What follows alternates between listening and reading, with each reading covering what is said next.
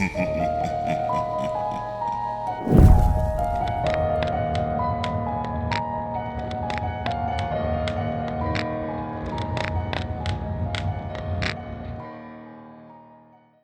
streets, roads, and dusty lanes of Colombia have been fertile territory for myths and legends since before the arrival of the Spaniards.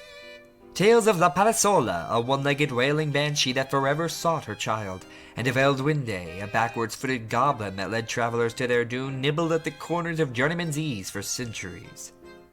Although these stories mainly trouble those living in or passing through rural areas, the growth of cities brought with it a new breed of urban legend rooted in the primal distrust that we still harbor somewhere deep inside of modern technology. An example of this is the phantom bus that allegedly roams the city streets at night. Supposedly, young women who board it alone are found mutilated in overgrown outlying fields a few days later. A frozen look of abject terror illustrating the moment of their last tormented breath. That being said, given that you're certainly not a young woman, at least not last time that you checked, and it's 5:30 on a Tuesday afternoon, phantom buses and handicapped gremlins are the last thing on your mind. You've been using Bogota's public transportation for over 2 decades, and your greatest concern in all of that time is that traffic levels have become all but unmanageable since the latest mayor took office. However, home is about 80 blocks away, so your only choice is to wait until the right bus comes along. Walking would certainly take longer than putting up with any traffic jam. When the bus displaying the route sign that you're hoping for shows up, its advertised fare is 200 pesos lower than the standard going rate these days.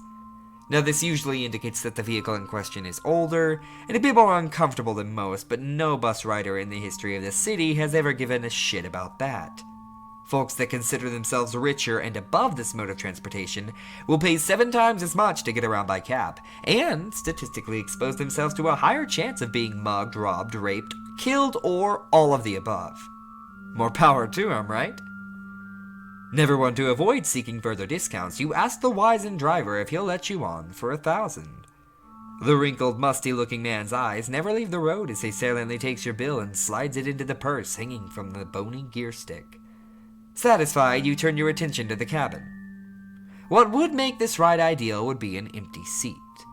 Curiously enough, considering the time of day, of course, there weren't enough passengers aboard for anybody to be standing.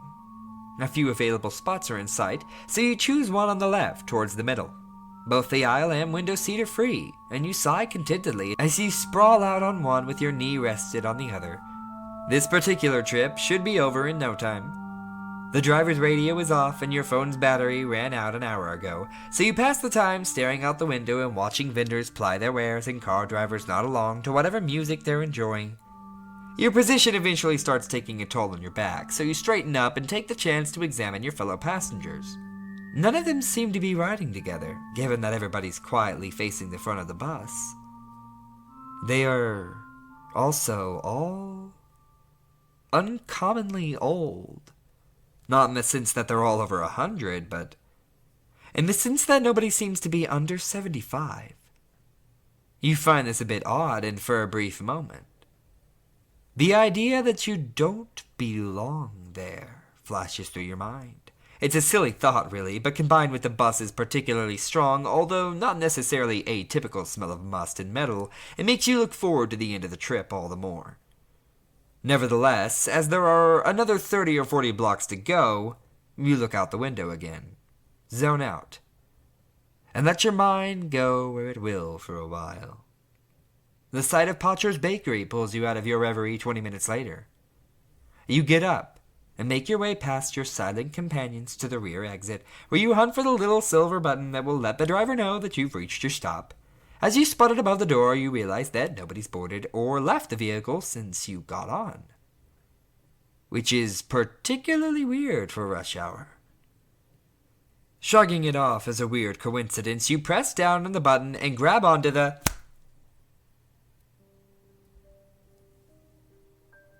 You are sitting in your seat, facing the front of the bus. What? What the hell just happened? You look around and see that everybody's still where they were a moment ago. Trying to make eye contact with them is fruitless, since they all seem to be lost wherever it is that old minds wander. The thought of saying something runs through your head, but you decide against it. What would you say anyway? You were probably so zoned out that you simply imagined getting up to ring the bell in the first place. Yeah, that's probably it. Your daydreams are occasionally so vivid that leaving them is downright startling. Besides, you've already advanced 2 blocks past your stop. So call it a weird thing that happened on your way home, or whatever, but for now, you should just get off the bus. There's no point in having to walk back too far. You once again get off your seat and head for the rear exit, somewhat unnerved by the other passengers' stoic disinterest in everything around them. There's the button, right where you remember it, except that you don't remember it, of course, remember, since you've never actually been back there. You probably just saw it when you got on. After grabbing onto the guardrail, these bastards occasionally decide to stop on a dime when you ring, you look towards the driver, put your thumb on the button, and...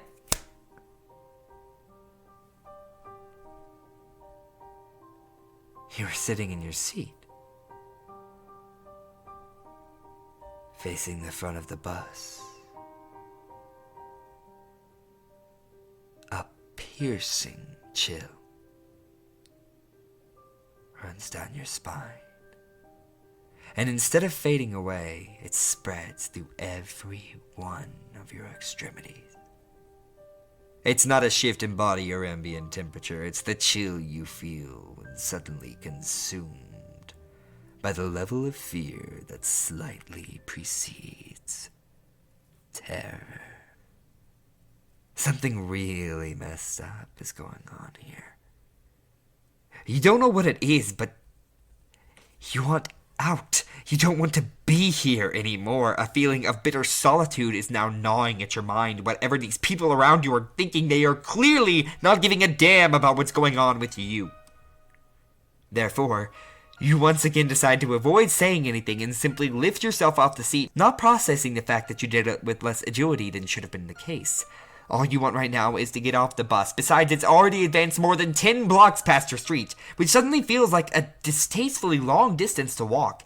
This is all secondary to the point at hand, however. You have to get off this damn thing. As you make your way back, an old lady in the back row looks up at you. Her expression tells you nothing but the way it fixes on you, on your torso to be precise, as if you were just another chunk of the vehicle. Further spikes the almost overpowering sense of dread now coursing through your veins.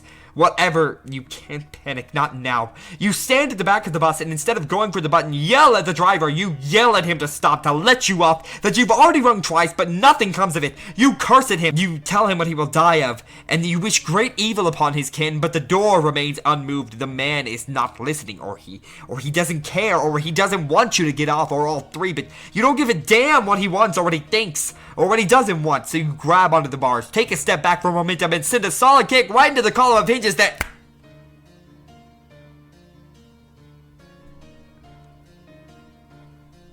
You are sitting in your seat,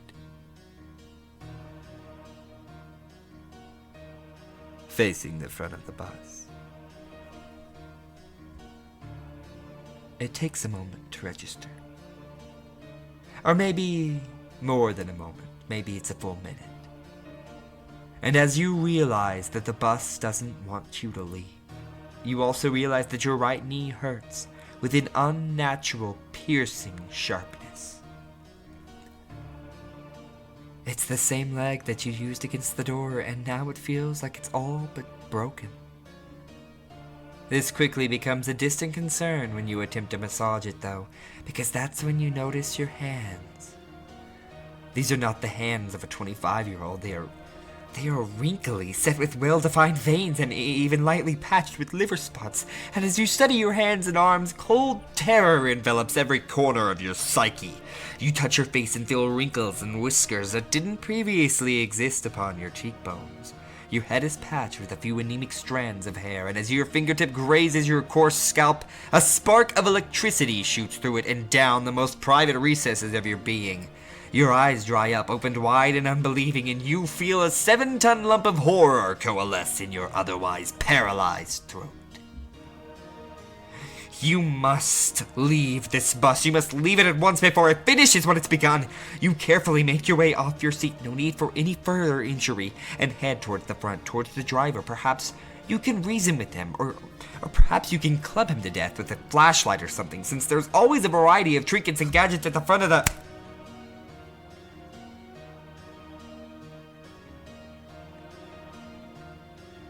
You were sitting in your seat,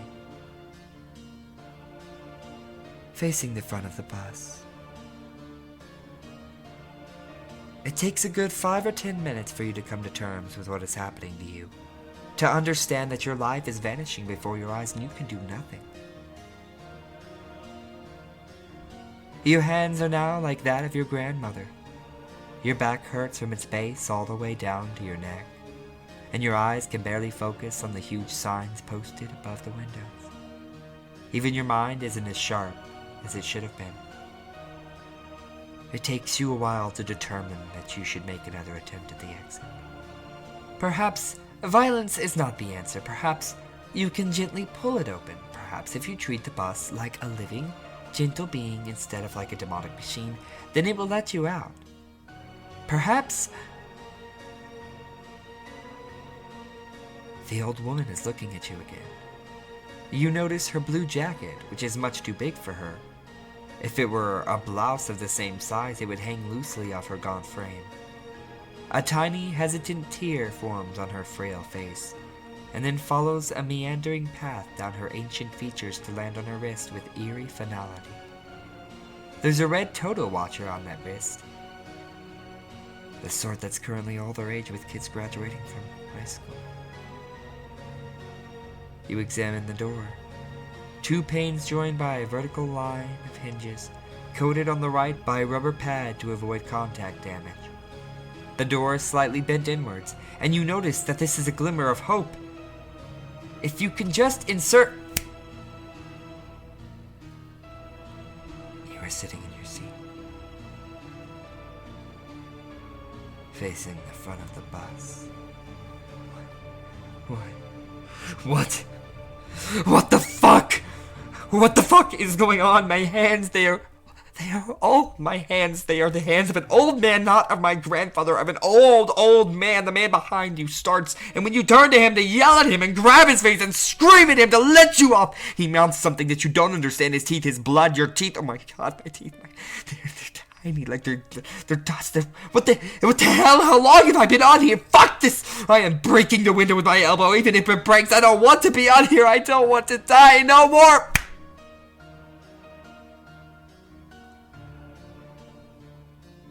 You were sitting in your seat, facing the front of the bus. After a long time, you glance down at your hands.